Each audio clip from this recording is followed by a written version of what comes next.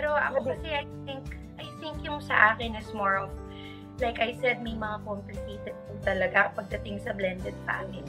Kinumpirma ni Casey Concepcion ang mga espekulasyon na in-unfollow niya ang kanyang stepfather na si Kiko Pangilinan at half-sister na si Frankie, na binanggit na isa lamang itong komplikasyon ng blended family. Sinabi ni Casey sa panayam kay Christy Fermin na sinusubukan niyang maging mabuting anak. Hindi naman po masama na magkaroon ng time na meron kayong ina-unfollow or meron kayong ifa-follow. Mahirap lang po talaga kapag showbiz, yung family, talagang lahat pinupuna po, panimula ni Casey.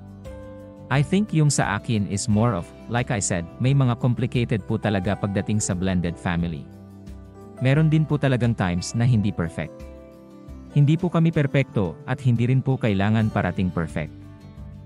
Dagdag pa niya, hindi ibinunyag ni Casey ang mga dahilan sa likod ng kanyang desisyon, pero nanindigan siya na gusto lang niya ng masaya at mapayapang buhay. Wala naman po akong gustong ikwento pa apart from the fact na I just want peace of mind.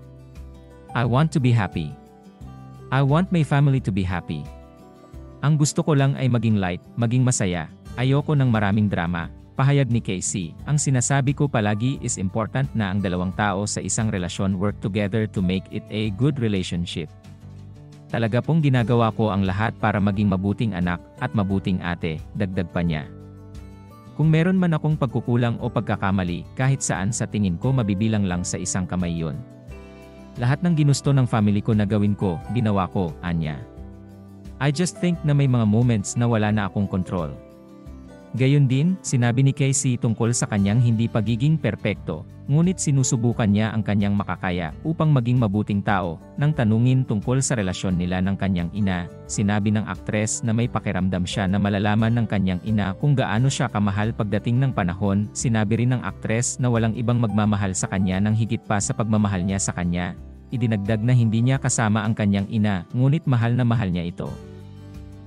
Ako po, love na love ko po yung mami ko kahit ano pang mangyari, tita.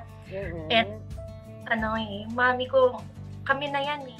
Matatandaan na napansin ng netizens na hindi na nakafollow si Casey Concepcion sa stepdad nitong si Kiko Pangilinan at sister na si Frankie Pangilinan. Nauna nang napansin ng netizens na wala si Casey sa birthday dinner ng dating senador na nagdiwang ng kaarawan noong August 24. Usually rin daw ay may birthday post si Casey sa kanyang Papa Kiko, pero this year ay walang nakitang post sa kanyang IG page. Si Sharon lang ang nag-post ng family photo nila pagkatapos nilang mag-dinner, at lalong wala si Casey sa mga bumati at nagpadala ng video greetings na ini-upload ng former senator sa kanyang Instagram account. Pati ang pagka-delete ni Casey ng Father's Day greetings niya kay dating Senator Kiko ay napansin din ng fans.